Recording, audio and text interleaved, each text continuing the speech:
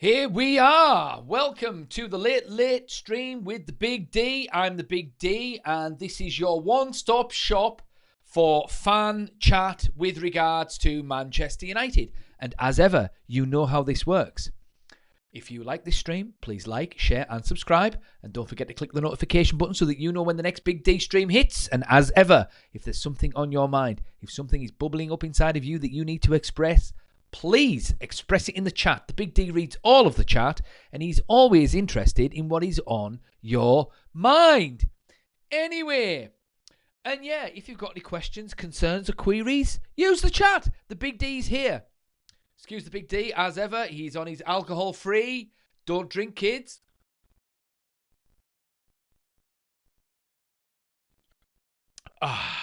Anyway, yeah, so we've got a couple of things to talk about today. Bruno Fernandes. A lot of people are saying that we should probably sell him. The Marcus Rashford situation. It seems Barcelona are really happy with how he's progressing, and they are thinking about making the deal permanent and all of that, but they want to do a deal. So there's something along those lines that we need to talk about. We're going to talk a little bit about Man United's decline. And the reason I bring that up is because I've just watched Wayne Rooney on the Rio Ferdinand podcast, and it was a really nice little interview. I really like Wayne. I like Wayne Rooney when he's getting interviewed by other footballers. You know, I don't like his own show for some reason. I'm not sure what it is. I don't like the dynamic, and I don't like the two people that are asking him questions and stuff. They're just a bit, who are these people? Do you know what I mean? People probably say that about the Big D. Who is this guy talking crap about Man United? But fair enough. At least I've got personality. Those two haven't. Anyway, so we're going to talk a little bit about the United's decline that Wayne Rooney brings up in the Rio Ferdinand podcast. And I will do some commentary videos on that as well at some point. Maybe not tonight because it is getting late. And we're also going to be talking, well, we're going to walk down memory lane a little bit. And we are going to reminisce about great forwards of Manchester United, but not just individual forwards, groups of forwards. So we'll talk about the Holy Trinity, we'll talk about the 94 side, we'll talk about the 99 team, and we'll talk about the 08 team. And if anyone else wants to sort of highlight some forwards that we've had that people like, then we will talk about them. Anyway, yeah, Bruno Fernandes. Well, I mean, what can we say about Bruno Fernandes? Obviously we know he's a fantastic player. He's world class. He's been wasted at Manchester United, to be fair. He should have been plying his trade for Real Madrid or Barcelona, really. I mean, we have been lucky to have him, and it just pains me to see and hear some Manchester United fans, nobody on this channel, especially Big Bang Bangs, because he loves Bruno Fernandes, but it pains me to see there are people out there that just don't give him the respect that he deserves, and they're always talking about he's mourning and things like this. It's like, shut up. And they're saying, oh yeah, we'll sell him, we'll get money for him, blah, blah, blah, blah, blah. They should be thanking their lucky stars. They've had the privilege of watching a true Manchester United great. And that is what Bruno Fernandes is at this point. He is a great player. And I think he will be thought of alongside, in the same sort of ilk as, say, Brian Robson. Now, I'm not saying he's like Brian Robson necessarily. I'm not saying he's as good as Brian Robson. Maybe he is, maybe he isn't. But what I'm saying is, Brian Robson carried Manchester United in the 80s when Man United weren't at their best. Bruno Fernandes is doing the same thing in the 2020s, shall we say. When did we sign him? Was it in 19? 20? I think it was 2020 we signed him. So he's been the guy that's carried us in the 2020s, and he's been absolutely world class. I love Bruno Fernandes, and I just wish Man United were at a stage in their career, in their history, where they could have given Bruno Fernandes the trophies that he deserved. Personally, I think that if Ollie had remained in charge, even through that bad patch that he had towards the end there, I think he would have got the You'd have got the wheels back on track, so to speak, and Ollie would have been at the wheel continuously. But I think they jumped the gun in getting rid of him because I think Ollie would have figured it out. Because Bruno was Ollie's talisman, and he carried Ollie's team, and he made the difference. He was the main man, and there was something nice growing there. It's just a shame that, well, as we say, the wheels fell off when we bought Ronaldo, because Ronaldo wasn't the Ronaldo that we wanted at the time. But since then, it's been a bit crap with Bruno. Well, sorry, for Bruno. I mean, Tim Pot Ten Hag, his stint wasn't great, even though we won 2 trophies, but it wasn't great, to be fair.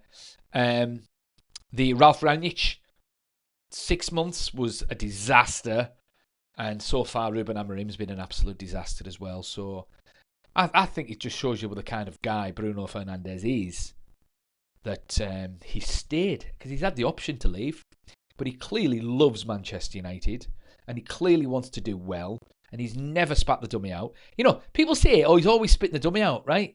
But no, he's just shown frustration because things are not happening for him on the pitch. It's not like he's down tools like Marcus Rashford and Jadon Sancho, and it's not like he's been injured all the time like Paul Pogba and moaning to the press and things like that. He's been absolutely fantastic for Manchester United. So, should we sell him? Well, he's going to be 32 next year. I think it's probably time next summer. I think next summer's probably the time, and I think everyone knows that. I think Saudi will probably come in with another 100 million in the summer, and they'll probably offer him 1.2 million a week, and he'll go there for a couple of years, make some cash, play with Ronaldo or something. Maybe we'll see. He'll probably make his decision after the World Cup. And, I mean, we've got that many number 10s now, so... And we'll be buying a central midfielder, a big-name central midfielder, or shall I say an expensive, important central midfielder. So if we're going to invest in one, they'll have to play him. And if we get 100 million for a 32-year-old Bruno Fernandes, we can easily just invest that in Carlos Baleba or whoever, Camavinga or something. I don't know. Whoever. It's probably not going to be Camavinga, but you take my point. 100 million for a 32-year-old from a Saudi club. It's Christmas, really, isn't it? So the only way... In fact, I can't see Bruno Fernandes staying after at the end of the season. I can't see it at all. I think he's gone in the summer. I think he's gone. Because, as we say, they're going to be buying a central midfielder. And also, from what I've read here, apparently they're after a big, fancy goalkeeper. And I'm like, what? Really? We've just bought one and he hasn't even played. So, there's at least 150 million that we're going to have to fork out. So, 100 million from Bruno, and then wherever we finish in the league this season, we'll see. But we're in a weird situation at the moment because we've got 3 games now that should be winnable before Liverpool. I think it's 3. Is it 3 or is it 2? Or was the Chelsea game? Was that one? Where are we at here? So we've got Brentford, Sunderland. So we've got 2 games now. Brentford at the weekend and then Sunderland the week after. If we win them 2 games, we might be in for a decent run in the league. We'll see. And then see where we are at Christmas, and then that'll give us more of an idea of what the situation is with Bruno Fernandes. But I still can't see... maybe if Bruno Fernandes all of a sudden just carries United to top 4, sniffing around top 4 by January, then maybe he'll stay. He'll stay on, maybe. But we'll see. We'll see. It's all very much up in the air. We know Sesko's golden. We know Cunha and Bumo, they're all right. It looks like Mason Mount's going nowhere, strangely. I think Xerxes will has got this season, and if he doesn't do anything this season, he'll be away next year. Kobe's up in the air as well. The fullbacks are fine. Ugarte is a little bit up in the air. It's really weird. Everything's up in the air. All these players, Xerxes, Bruno, Ugarte, Kobe. The defence is fine, and the goalies are fine. So there's a lot of players there, who are up in the air. So, well, it's all going to depend on how we do the first half of the season, because you never know. You never know. Ruben Amorim could be sacked in 3 games, and we could get, I don't know, Zidane in or someone. I don't know. We could get someone in who decides they want to play 4-3-3 or 4-2-3-1, and then all of a sudden Bruno's in the middle there, and that manager's like, no, Bruno stays. That's that. So it's difficult to make predictions at times with Manchester United. There was a time when Man United, when the Big D could reliably predict Manchester United under Alex Ferguson, but the past 10 years, United have been all over the shop. Anyway, let's have a little look at the chat. Big Bangs, how are you, my friend? Yes, Mr. Big Bang Bangs is in the house, baby. But yes, what I was saying last time is I always respectfully tell people not to refer to us as Mainoo because it was invented by rival fans as a diss. Never heard that one, but Big Bangs. I've heard it from someone else since then, but it doesn't bother me if anyone calls me a Mainoo fan. I think that our fan base are obsessed with criticising Bruno. I think our fan base are obsessed with criticising Man United, including ex-players. And, the Big D makes money out of it, doing this YouTube channel, to be fair. Is Prime Ruud van Nistelrooy the best out-and-out striker other than the great R9, of course? What? That's a good question, actually, Big Bangs. Is Prime Ruud van Nistelrooy the best out-and-out striker? Do you know what, Big Bangs? That's a really good question. I'm going to make a little note of that. And I'm going to answer that later because that's going to come into my little greatest group of forwards chat that I'm going to have a little talk about in just a little bit. Ruud, greatest out and out. Number 9. Other than R9.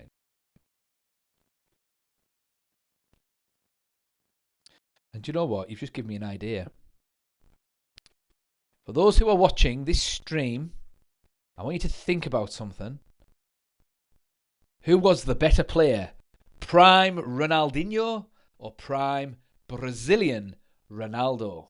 And we shall get to that in just a little while. So anyway, Marcus Rashford, let's move on to him. So Marcus Rashford is, he's doing quite well over there at Barcelona. And they're interested in making the deal permanent. But there's a little bit of haggling to be done because Barcelona, much like Manchester United, apparently are skint, even though they're winning La Ligas and they're paying all kinds of wages. I mean, they're paying Marcus Rashford's £300,000 a week contract as it stands. So they'll need to do a little bit of a deal on that. Someone's going to have to take a hit financially on that if Marcus Rashford is going to be staying at Barcelona next season. But this is what it says. Talks between Barcelona and Man United over a permanent deal for the England international will have to wait until the summer. But Barcelona are pleased with the progress of Rashford.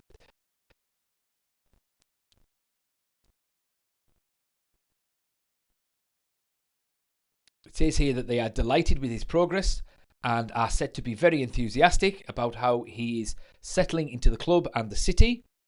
They are also pleased with how he has already endeared himself to the players, the staff and the fans at the Nou Camp, despite a reprimand for being 2 minutes late for a recent meeting by head coach Hansi Flick. On the pitch, he is also delivering. The 27-year-old has 2 goals and 2 assists in his last 3 games. It remains early for Barca to discuss the potential signing of him on a permanent basis, but apparently there is no gap in valuation with Manchester United over what that will cost, contrary to reports earlier this week. Yeah, just to touch upon that. Yeah, Man United have got a 30, I think it's a, 30 or 40 million buying option. Whereas what I read, Barcelona only wanted to pay about 23, 24, which is a bit silly, but it all depends on how Marcus Rashford plays over there in Barcelona, because if all of a sudden he turns into prime Thierry Henry and starts banging in 25 goals, then that 40 million is going to look like a snip for him. In fact, if he bangs in 25 goals and Ruben Amorim gets sacked and we get Zinedine Zidane in or something, then he might have a future at Old Trafford, and Zinedine Zidane will probably want to play him out on the left in a 4-3-3.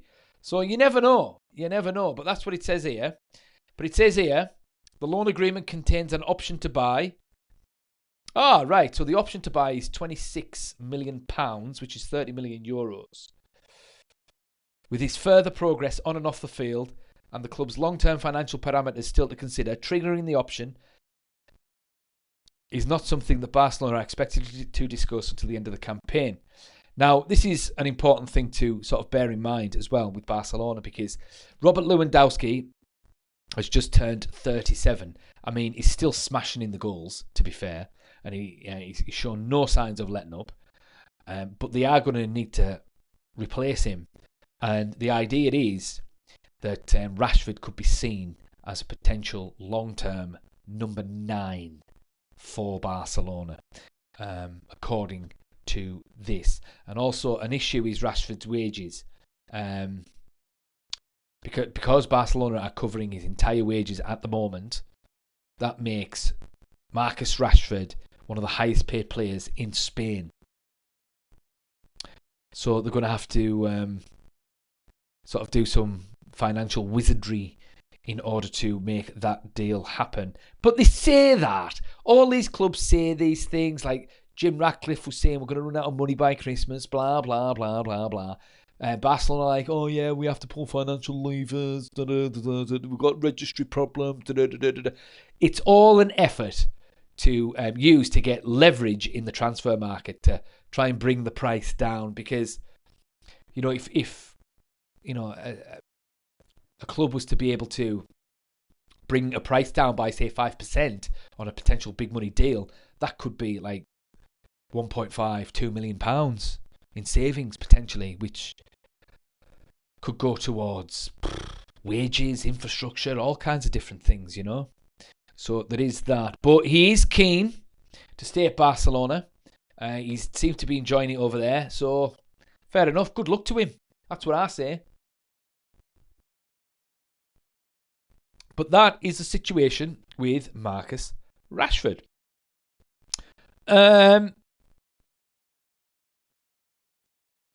But yeah, Wayne Rooney, in his little interview with Rio Ferdinand,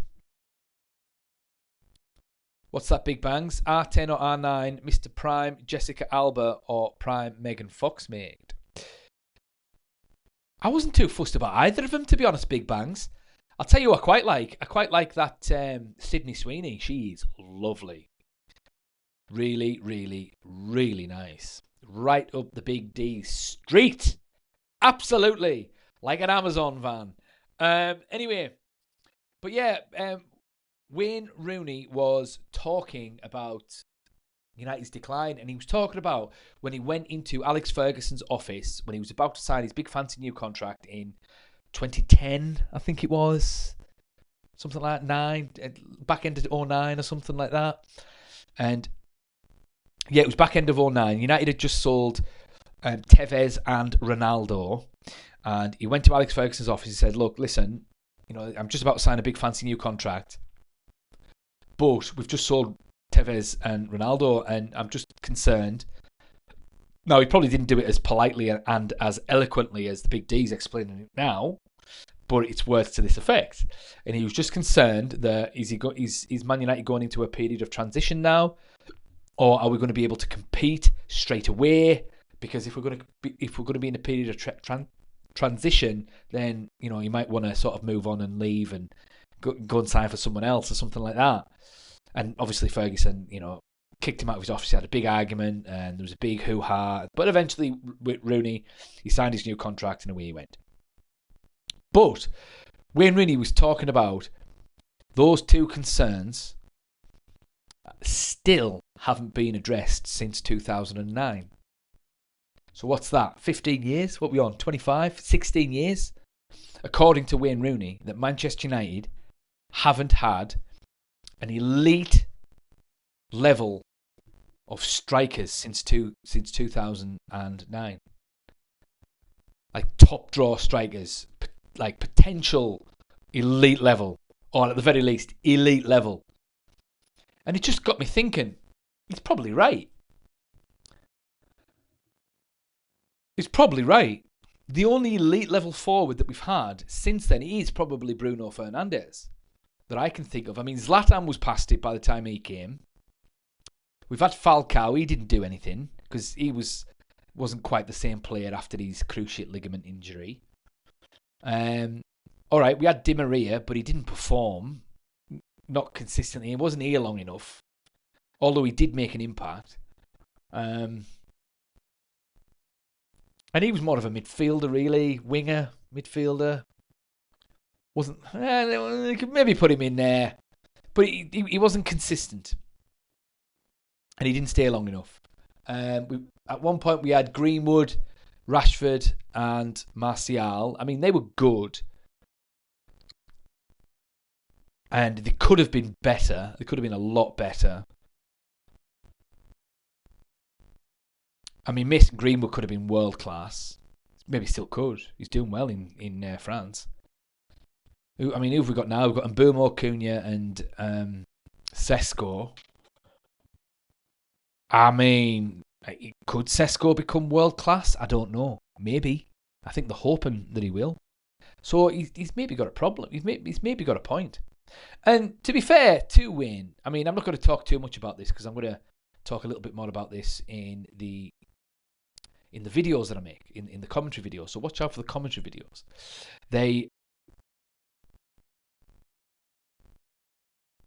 Ferguson was just kind of doing a patch-up job from 2009 onwards, I would argue, because Wayne is right that United they didn't replace Tevez and Ronaldo at all. And I don't think any great effort was made to, in fact, do that. No, I tell a lie. We did try and get Gareth Bale, but Gareth Bale turned us down.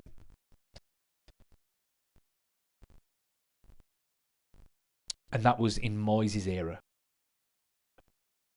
So yeah, he's right. He's right. He's right. But that brings us into what you're saying, Big Bangs.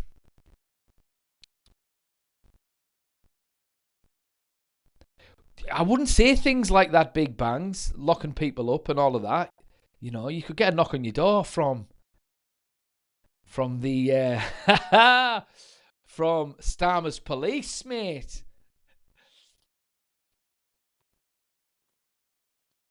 Starmer's Stasi.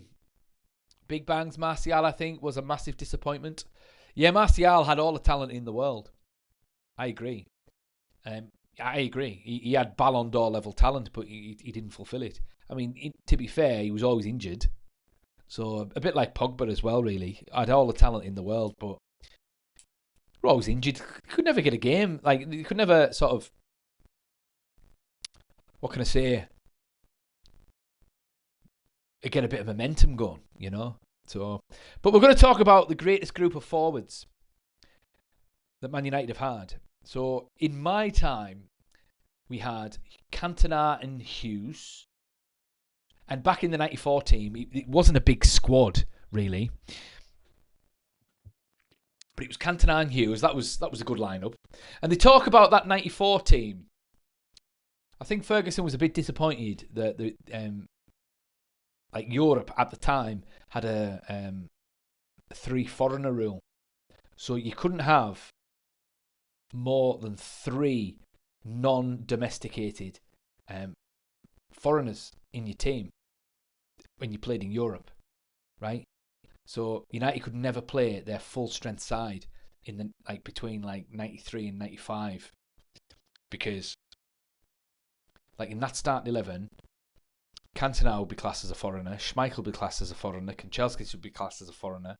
I think Keane would be classed as a foreigner as well. I'm not sure about Giggs and Hughes. I think Dennis Irwin would be classed as a foreigner as well. So that team kind of underperformed in Europe in the mid-90s, unfortunately. But it was still a good forward lineup, Hughes and Cantona. They were class in the domestic game. And they had Dion Dublin as well, who couldn't get a game, but then would obviously go to Coventry and Aston Villa, and he would do really well there.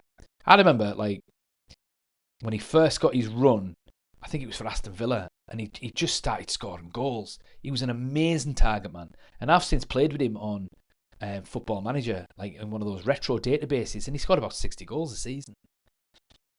I mean, a lot of that was down to my tactical nous, of course, but still, Dion Dublin. So that was a great forward lineup. I mean, could you class Giggs and Kanchelskis as forwards in that team? Probably. I mean, it was 4-4-2. I mean, Kanchelskis and Giggs were lightning on the wings. And that was back in the day when wingers were expected to cross the ball as opposed to cut inside and score some goals. Even though they did score some goals from time to time. But they were there primarily to feed the strikers. But I do remember, back in those days, being a little bit jealous of teams like Newcastle and, say, Blackburn, because they always had one striker that scored all the goals. And, so it would be Shearer, it would be Andy Cole at Newcastle, it would be, whoever, Chris Sutton at Norwich or whatever. Whereas United were, everyone kind of chipped in. I think our top scorer in the season that we won the Premier League for the first time in 92-93, I think it was Mark Hughes with about 15 goals. That's not a lot of goals, to be fair. And the season after, I think it was Cantona with 18. But we didn't really get any sort of, lethal strikers until, a few seasons later, say in 99, for instance. When we moved away from Eric, but it was very much a team effort. So I'm not going to necessarily say that the 94 team had great forwards, really, because it was just more a robust, elite mentality, warriors, everyone chipped in, and they just through sheer will and ferociousness that they won the league in 93. Also the double in 94 as well. So I'm not going to put them. And plus also, well, I've always said before, Cantona, Mark Hughes. Well, Cantona wasn't world class. Sorry, guys, but he wasn't. Not relative to the time, and he wasn't. Mark Hughes, probably not. I don't know, actually. I look back at Mark Hughes because he went to Barcelona and he flopped. But then again, he did the business for United in Europe, whereas Eric didn't really do the business for United in Europe. And Mark Hughes won in Europe as well. And he got, I'm going to say Mark Hughes was world class. Prime Mark Hughes was world class. Because in the 1991 Cup Winners' Cup final, against Barcelona, the great Cruyff Barcelona team, he scored 2 goals and got United over the line in the Cup Winners' Cup final. And that was when, the Cup Winners' Cup and the UEFA Cup were considered big trophies, as opposed to, like the Europa League now. Even though the Europa League is still a top trophy, to be fair, but it's not the Champions League. That's all I'm saying.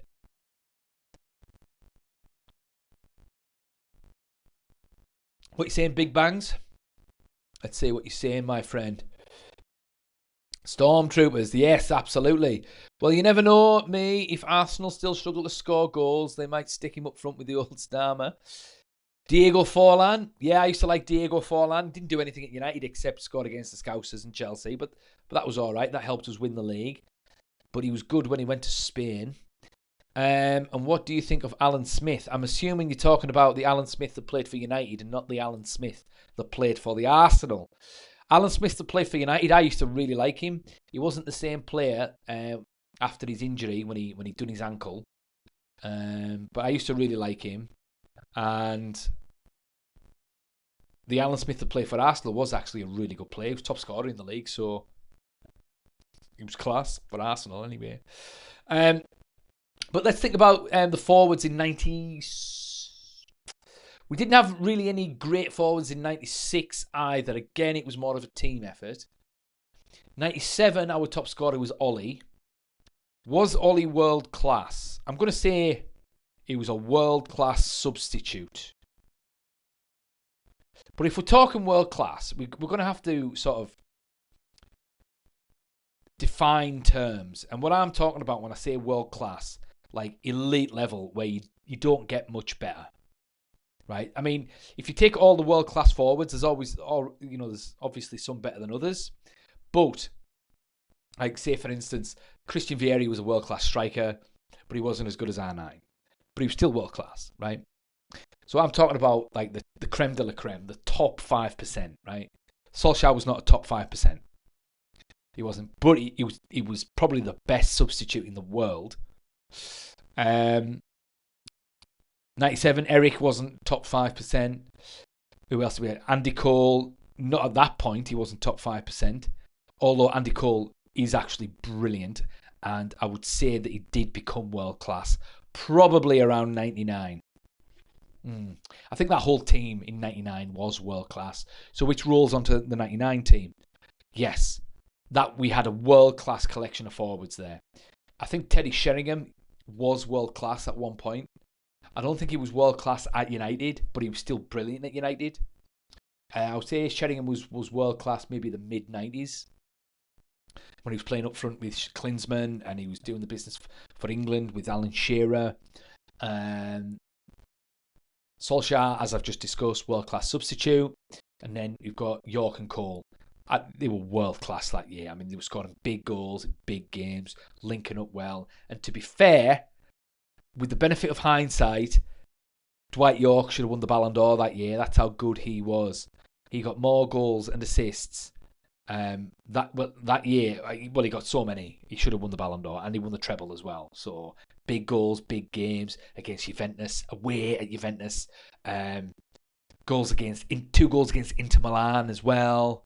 You know, so it's actually insane that Dwight York didn't get the Ballon d'Or in 1999, and it was Rivaldo. And Dwight York wasn't even recognised at United as being the best player. It was Beckham. And as good as Beckham is, I loved Beckham. I thought he should have won it at the time. But looking back now, Dwight York should have won it. But yeah, let's move on. So after that, we added Ruud van Nistelrooy to the collection. So we're talking about between 01 and 03 was Ruud's prime. At United, he was prime at United.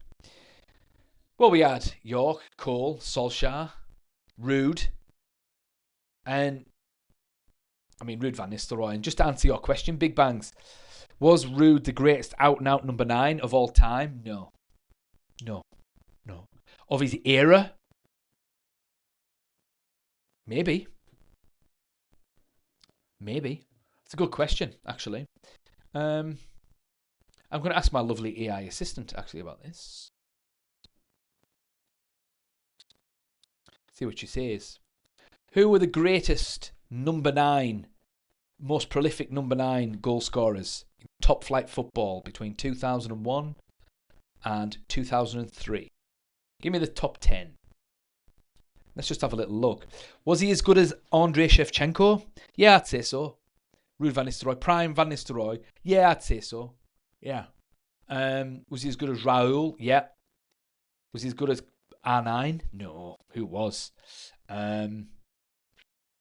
What were the number 9s were there at the time? Better than Crespo. Definitely better than Crespo. Better than Pizarro.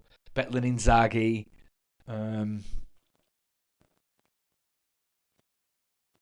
See when he's better than better than Filippo, better than Simeone Inzaghi. Shearer was still knocking around. He was better than Shearer as a pure number 9. As an all-round forward, better than Shearer? I don't know. Probably not. I used to really like Alan Shearer. Was he better than Michael Owen? Yes. Yes. Better than Robbie Fowler? Yeah. I think he was probably the best out-and-out number 9 of his era. But not the best out-and-out number 9 of all time. No, I think Van Basten's better than him. I think Gerd Muller was better than him as well. I think probably Alan Shearer was better than Ruud van Nistelrooy as well, to be fair. Because what Alan Shearer was doing with crap teams was just insane. Yeah, so Van Nistelrooy was absolutely amazing. I used to love Van Nistelrooy. He's probably my favourite Manchester United player of all time. Big bangs. Was he better than Christian Vieri? I'd say so. Yeah, I would actually. I would say he's better than Christian Vieri. Better than Trezeguet as well. I'm just seeing some names that my AI assistant's just thrown out at me. Better than Roy Mackay. I used to like Raul. He was a good player. I mean, anyone that's like the all-time top scorer for Real Madrid and winning all them Champions Leagues, he's a top player.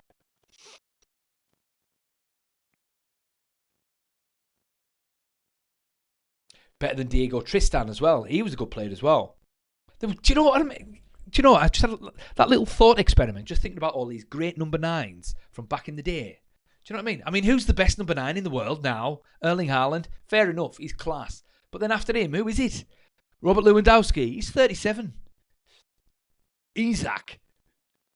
Oh, babe. Over 100 million for Alexander Isak. I gone then. I mean, he's all right. But there's Giovanni Elber. I forgot about him.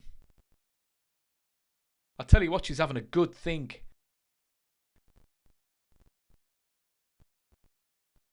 What you saying there, Big Bangs? Yeah, the Alan Smith injury. Now, Alan Smith, again, I used to think he was really good. But yeah, Ruud van Nistelrooy, she's still thinking. We'll come back to the AI system in just a minute. But I don't think there's been a better forward line than the forward line that Manchester United had between 2007 and 2009. So we're talking Berbatov, we're talking Rooney, we're talking about Ronaldo, we're talking about Tevez, and we're talking about Louis Saha. I mean, that was just absolutely insane. That is not only the greatest front line in Premier League history, that's one of the greatest front lines in football history. I mean, what can you compare that to? Cristiano, Benzema, and Bale, that's up there. Neymar, Suarez, and Messi, that's up there as well. Best Lawn Charlton, that's up there, obviously. I can't think of any other ones, because all the other ones it was maybe a double act, because this 4-3-3 is relatively quite new, really. Because back in the day it used to be 4-4-2 or 4-2-3-1. So it might be, I don't know, Baggio and Vialli or something like that, or Van Basten and Hullet, or say Gerd Muller up front, Gerd Muller and Karl-Heinz Rummenigge or something like that, you know. Del Piero and Inzaghi, you know, they were double acts, you know, but to have 3 world-class forwards up front, now that is insane. Aussie AL, I would give Rashford away for free. Well, I'll tell you what, if he keeps on playing well, Aussie, I'll be expecting more than 30 million euros, because if he bangs in 30 goals in the summer, I'll be asking for more money, definitely. And Chimney doesn't like Bruno. I don't know why. I don't get it, Chimney. Why not? He's brilliant. He's absolutely world class. Here we go.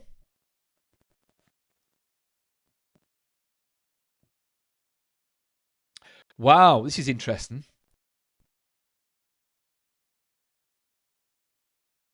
So the top 10 goal scorers in Europe over 2 seasons, so that's over 01-02 plus 02-03. So those 2 seasons combined,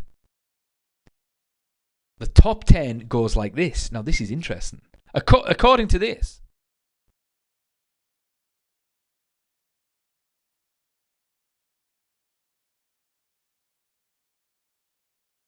and it's just talking about pure number 9s, not second strikers, not inside forwards. So Henry and Raul aren't necessarily counted in this. So the top 10 is, at number 10, over the 2 seasons, is Patrick Kluivert with 34 goals. Then at number 9, James Beattie, of all players, with 35. Then it's Giovanni Elber with 38. And Dario Hubner and Michael Owen, both with 38 as well. So 8, 7 and 6, all on 38. And then at number 5, over the 2 seasons, is Alan Shearer with 40. At number 4 is Roy Mackay with 41. At number 3 is Pauletta. I think he played for Porto, Pauletta. He had 45. At number 2, and this is just pure number 9s. Chimney, you don't watch footy, mate. Bruno is Sunday League sub at best. All right, Chimney, no problem, pal.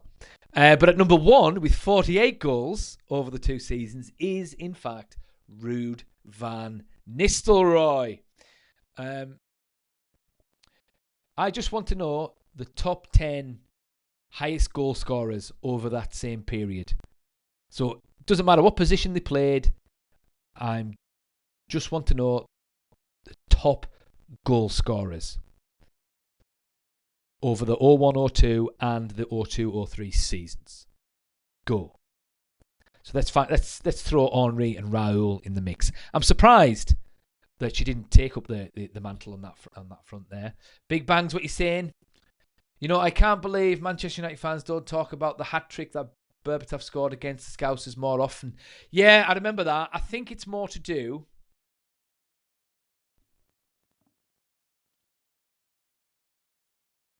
with the fact that Liverpool were crap then. I think it's more to do with that, really. So it's not really worth it thinking about. It's like if someone scored a hat-trick against Man United now, it's like, who cares? Man United are crap at the moment, you know. So I think it's more to do with that. Big Bangs, you see. So yeah, but just going back to that front line that we had, I mean, it was just insane. And I mean, compared it to Best Law and Charlton. So what are the best front threes of all time? So it's got to be either R7, Rue, Tevez, Bale, R7, Benzema, and then Messi, Suarez, Neymar. And then it's Best, Law, Charlton. But then you've also got Rivaldo, R9, and Ronaldinho. Some good players there, to be fair. Wow. I'm really not sure which one to pick out of that. So out of Rooney, Ronaldo, Tevez, Bale, Ronaldo, Benzema, Messi, Suarez, Neymar, Best, Law, Charlton, Rivaldo, Brazilian Ronaldo, and Ronaldinho. Have I missed anyone out there? Have I missed any forward lines that's better than those? Or at least on par with those? I'm really not sure.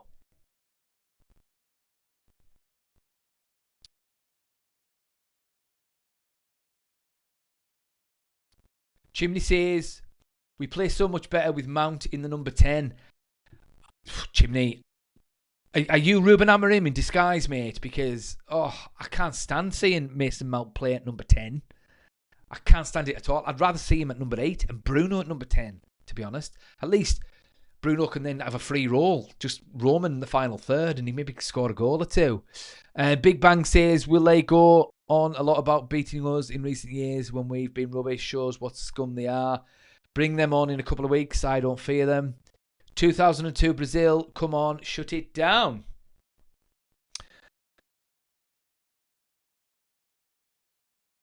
Okay, well, we're going to get to that in a minute. But going back to the who scored the most goals in those 2 seasons, believe it or not, the two. Well, I mean, it's not hard to believe, to be fair. The 2 players that scored the most goals in Europe over the course of those 2 seasons was equally tied at 48, Thierry Henry and Ruud van Nistelrooy. Wow. Is there a better front 3 attacking trio than the ones I'm about to mention? The Rooney, Ronaldo, Tevez front 3, the Bale, Ronaldo, Benzema front 3, the Messi, Suarez, Neymar front 3, the Best Law and Charlton front 3, Rivaldo, Ronaldo, Ronaldinho front 3. Have I missed anyone out? Are there anyone better than those? Let's see what she says on this front. But I really don't know. I mean, you don't get any more talented than George Best. You don't get a greater player than Bobby Charlton. And you don't get a better number 9 than Dennis Law, necessarily. Oh, here we go. What's happening here? Well, there's Di Stefano, Puskás and Gento. There's Cruyff, Neeskens and Rep.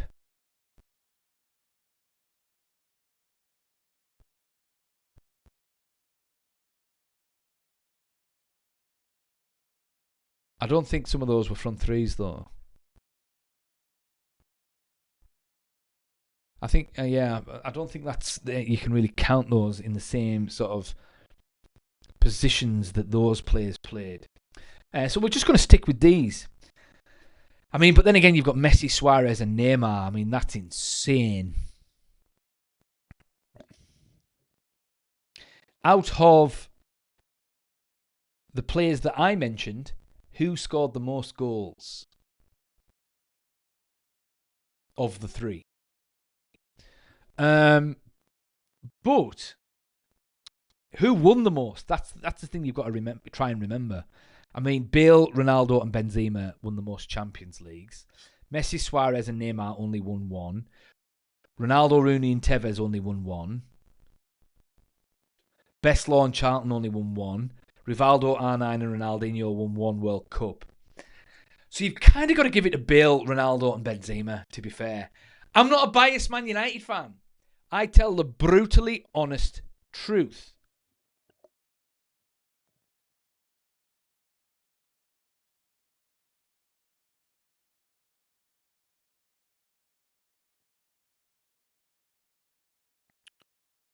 Yeah, I'm going to go with that one, to be fair.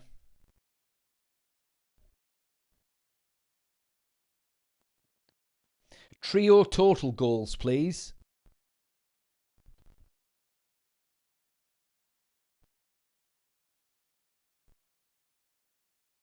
Yeah, I'm going to go with Bale, Ronaldo, and Benzema. And out of all of those teams, wow. In terms of career goals, Messi, Suarez, and Neymar have got the total combined. They've each scored, well, between them, 1,750 goals combined in their careers. Not necessarily when they were playing together, but in their careers. Ronaldo, Benzema, and Bale got 1,526 combined so far. But I'm going to go with Bale, Ronaldo, and Benzema as the greatest front 3 of all time. Maybe you agree, maybe you disagree. Chimney, no, both Amorim and Bruno need to leave ASAP. I'm going to have to disagree with you there, Chimney. I think it's a little bit early. Ask me again in 3 weeks' time after the Liverpool game, and then we'll go from there. The 99 squad doesn't count only because they weren't a front 3. They were a front 2. So If we're talking about front twos, Cole and York, you could compare them to, say, Del Piero and Inzaghi, or say Trezeguet and Zidane for France, or Puskás and Di Stefano, Real Madrid. Hullet and Van Basten. Now that was some double act, those two. Baggio and Vialli. Yeah, so I'm only talking about front threes. That's what I'm talking about, Chimney, my friend. But finally, I want to talk about Ronaldinho and Brazilian Ronaldo. Who, in fact, was the better player? Because, I mean, they were both elite level players. And they were both phenomenal, obviously. One of them's called El Fenomeno, or whatever it is. But I was just thinking about this today. I mean, who actually was the better player? I mean, Ronaldinho. I mean, did he score as... I mean, he used to score as many goals as Ronaldo, R9, but he used to also get assists as well. I mean, R9 was the best player that... I mean...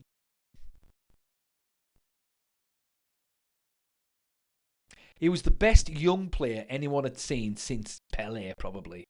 Or George Best. Since George Best, I'd say. Because Maradona wasn't really playing in his teens at the highest level. I mean, he was smashing it and he was getting a buzz around him, but I think he was in his 20s when he moved to Europe. Whereas R9 was he was a teenager when he was at Barcelona and he was smashing it. George Best was like 16 when he made his debut for Man United. In the top flight. I can't think of any other players who was smashing it in their teens. So I think that's part of the mystique of R9. Plus, he was a bit of a cult of personality as well. I mean, Baggio was supremely talented. But I think he sort of got going when he was about 20, 21, 22 maybe. I think. I'm just trying to remember a little bit there. And Ronaldinho, he didn't really get going until he was in his early 20s as well.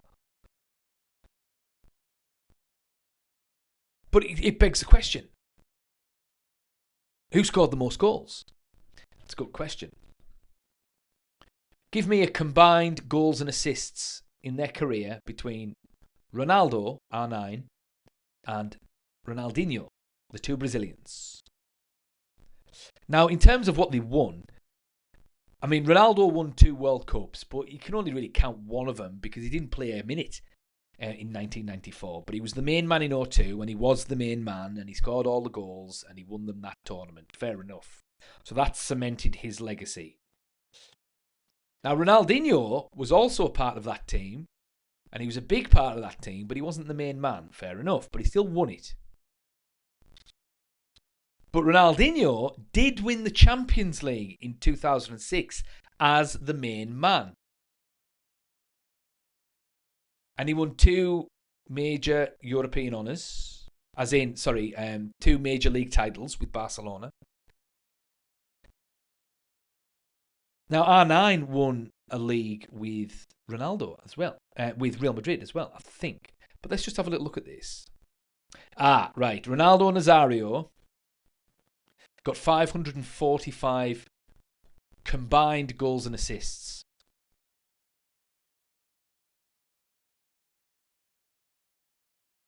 Whereas Ronaldinho got 362. So that's nearly 200 more goals and assists. And Ronaldo Nazario got 131 recorded assists in his career. Whereas Ronaldinho got 162. So to be fair, R9 isn't far behind. Whereas Ronaldo Nazario has doubled the amount of goals Ronaldinho scored. So fair enough.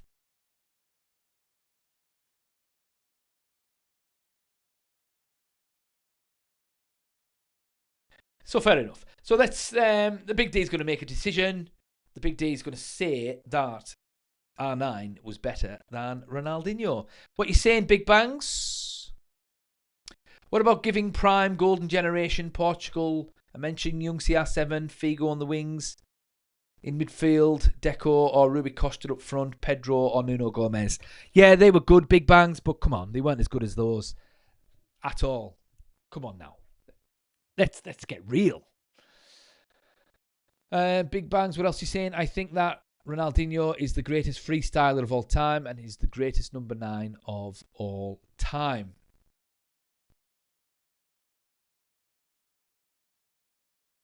You mean R9, you mean, not R10. R10 didn't play at number 9, my friend. But anyway, that's all the Big D's got to say tonight. And he just wants to say thank you to everyone that's watched, commented, liked, shared, and subscribed. The Big D appreciates it. The Big D appreciates you. And the Big D looks forward to seeing you in the next one. Ciao.